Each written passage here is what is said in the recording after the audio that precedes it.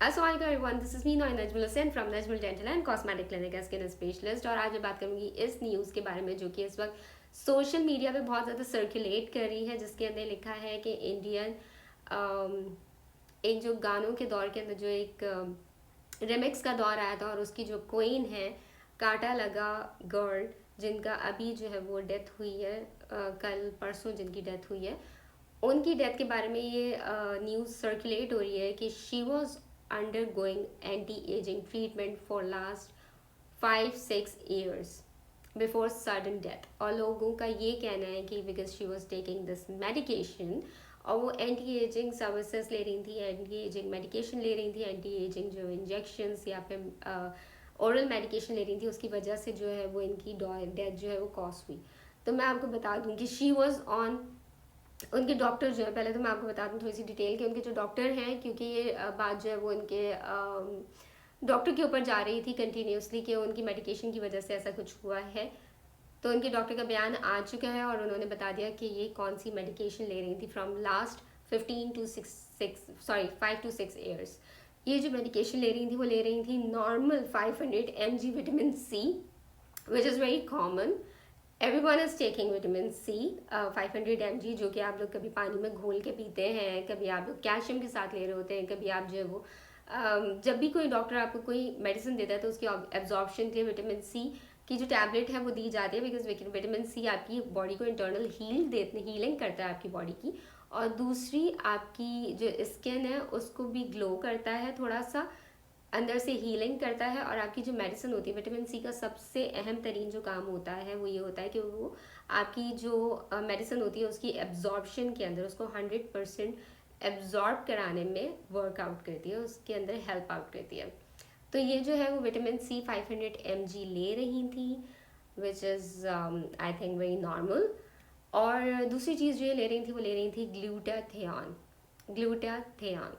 ठीक है, ग्लूटाथियान वो मेडिकेशन है या वो इंजेक्शंस है या वो ट्रीटमेंट है जो कि एंटी एजिंग है, प्लस एंटी टॉक्सिन्स है, प्लस आपका कलर कॉम्प्लेक्शन को ब्राइटन करता है, लाइटन करता है, मेलानिन को कट डाउन करता है, लिवर को क्लेंस करता है, आपके बॉडी फंक्शंस को नॉर्मलाइज करता है, साथ ही साथ आपका खून जो है वो उसको प्योरीफाई करता है, उसके अंदर से जो टॉक्सिन्स है उसको रिमूव आउट करता है। क्योंकि ग्लूटाथियान आपकी बॉडी में, मतलब बॉडी के अंदर ही ग्लूटाथियान मौजूद होता है, जिसकी मिकदार को थोड़ा सा बढ़ाया गया है लगाने के लिए, आपको एक्स्ट्रा डोजेज देने के लिए। वो इसलिए क्योंकि वो बेहतरीन, सबसे ज़्यादा उसको बोला जाता है कि किंग ऑफ एंटी टॉक्सिन्स, मतलब एंटी टॉक्सिन्स आपकी बॉडी में जो गंदगी होती है उसको ख़त्म करने के लिए जो एक एंजाइम होता है, जो एक एसिड होता है उसको कहा जाता है ग्लूटाथियान। वो बॉडी में जितना कम होता है उतना वो गंदगी के ख़िलाफ़ नहीं लड़ पाता, तो उसकी मिकदार को बढ़ा दिया जाता है ताकि वो सबसे ज़्यादा जो टॉक्सिन्स है उसको आपकी बॉडी से वॉश आउट कर सके। ग्लूटाथियान का और दूसरा कोई काम नहीं है। इनकी जो डेथ हुई है वो मैं आपको बता दूं कि वो किस वजह से हुई है। So here is the actual reason इनकी डेथ का। इनकी डेथ हुई है कार्डियक अरेस्ट की वजह से। और ग्लूटाथियान, विटामिन सी या मल्टीविटामिन लेने से या कोई भी एंटी एजिंग ट्रीटमेंट लेने से या फिर कोई भी बोटॉक्स फिलर्स या फिर जितने भी हमारे जो ट्रीटमेंट्स होते हैं, जिसमें आरएफ ट्रीटमेंट आ गया, वेट लॉस ट्रीटमेंट आ गया, जिसमें आपका जो एंटी एजिंग ट्रीटमेंट्स आ गया, उसमें आपके वाइटनिंग कलर ट्रीटमेंट्स आ गए, या फिर जो भी ट्रीटमेंट्स अंडर एस्थेटिक्स आते हैं, अंडर फेशियल एस्थेटिक्स आते हैं, उनका कोई भी ताल्लुक कार्डिक अरेस्ट से नहीं होता। किसी मेडिकेशन का ताल्लुक कार्डिक अरेस्ट से बिल्कुल भी नहीं होता। इनकी जो डेथ हुई है वो कार्डिक अरेस्ट से हुई है, और ये कहना है इनके डॉक्टर का, जिन्होंने ये चीज़ अनाउंस की है कि शी इज़ नाउ डेड।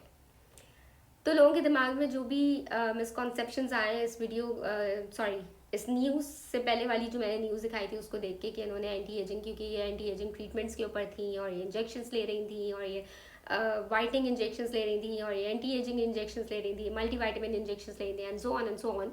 तो आई थिंक अब ये क्लियर हो चुका होगा कि एंटी एजिंग या वाइटनिंग इंजेक्शंस का कार्डियक अरेस्ट से या फिर किसी भी मेजर डेथ कॉज से कोई ताल्लुक नहीं है। ये आज तक एक भी केस जो है वो रिपोर्ट नहीं हुआ दुनिया भर में। और आपको ये पता होगा और मुझे ये पता है कि दुनिया भर में, पाकिस्तान और इंडिया में तो ये ट्रीटमेंट्स बहुत लेट आई हैं। ये ट्रीटमेंट्स बहुत सालों से अमेरिका और जो दूसरे ममालिक हैं जो कि हमसे बहुत एडवांस है, वहाँ पे ये ट्रीटमेंट्स बहुत सालों से किए जा रहे हैं। दिस इज़ वेरी कॉमन, वहाँ ये बहुत कॉमन है। दूसरा, कहा जाता है कि फ़िलिपीन के अंदर जो है वो ग्लूटाथियोन के जो इंजेक्शन है वो बैन कर दिए गए हैं। ये बिल्कुल गलत न्यूज़ है, because when I was searching for anti ageing and whitening injections, तो आज से कोई 15 साल पहले मैंने जो फर्स्ट टाइम ग्लूटाथियोन इंजेक्शंस के बारे में पढ़ा था या वहाँ ऑनलाइन इसकी डिस्ट्रीब्यूशन देखी थी, तो वो एक फ़िलिपीन के पेज के ऊपर ही अपलोड हुई थी। मैजिक डॉट डॉट डॉट के नाम से एक पेज था, मैं यहाँ पे बता नहीं सकती। वहाँ पे सबसे पहले एंटी एजिंग और वाइटनिंग इंजेक्शंस के बारे में अपलोड हुआ था, और वहीं से जो है वो सबसे पहले फ़िलिपीन से ही निकला है, and this is very common drug in Philippine. दूसरा, ये बाहर ममालिक में भी हो गया जहाँ पे आपके ब्लैक कॉम्प्लेक्शन है, वहाँ पे ये लगाए जाते हैं। प्लस ये वहाँ पे भी लगाए जाते हैं जहाँ पे जो है वो अल्कोहल इंटेक बहुत ज़्यादा है, बिकॉज उनकी बॉडी में जितना टॉक्सिन्स होते हैं उस टॉक्सिन्स को बाहर निकालने के लिए 1000 ml की ट्रिप के अंदर ग्लूटाथियोन दिया जाता है, ताकि उनका लिवर जो है क्लेंस हो और उनकी बॉडी में से जितनी भी गंदगी है वो बाहर निकल सके। अच्छा जी, अब बात करते हैं कार्डियक अरेस्ट के बारे में। कार्डियक अरेस्ट क्यों इतना ज़्यादा हो रहा है? आप लोग को याद होगा कि ये आ चुकी हैं बिग बॉस 13 के अंदर। यहाँ पे आप पढ़ सकते हैं कि बिग बॉस फेम गर्ल है ये, ठीक है।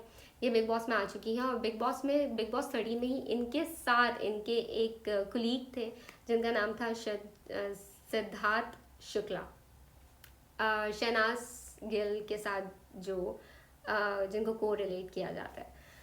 दिल को करार आया जो बहुत फेमस सॉन्ग है उस वक्त का, वो उनका लास्ट आई थिंक सॉन्ग था, और वो अभी तक का सबसे, मुझे लगता है मेरा सबसे फेवरेट सॉन्ग है, मुझे बहुत ही पसंद है। मैं अभी भी जब मैं रात को वॉक कर रही होती हूँ तो मैं वही गाना सुन रही होती हूँ। तो दिल को करार आया जो सॉन्ग है, उसमें जो मेल एक्टर है उनका नाम है सिद्धार्थ शुक्ला, और सिद्धार्थ शुक्ला जो है वो बिग बॉस 13 के विनर थे, और उनकी भी डेथ का कॉज जो है वो कार्डियक अरेस्ट ही था।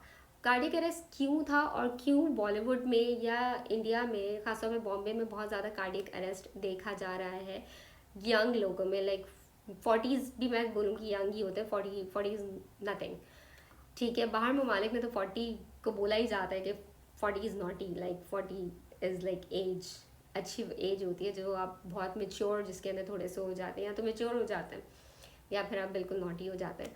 तो 40 इज़ अ गुड एज, ठीक है।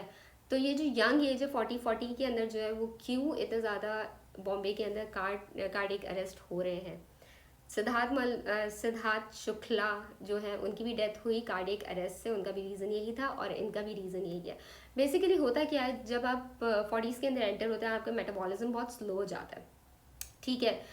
आप वर्कआउट कर रहे होते हैं बहुत ज़्यादा, क्योंकि बॉम्बे के अंदर लाइक मॉडलिंग है, बॉलीवुड है, उनका जो फोकस होता है वो उनके आउटर लुक के ऊपर बहुत ज़्यादा होता है कि वो स्लिम नज़र आए, टफ नज़र आए, वो थोड़े से जो है वो उनकी बॉडी का एक प्रॉपर स्ट्रक्चर होना चाहिए, विच इज़ गुड, होना भी चाहिए, मेंटेन करना बहुत अच्छी बात है।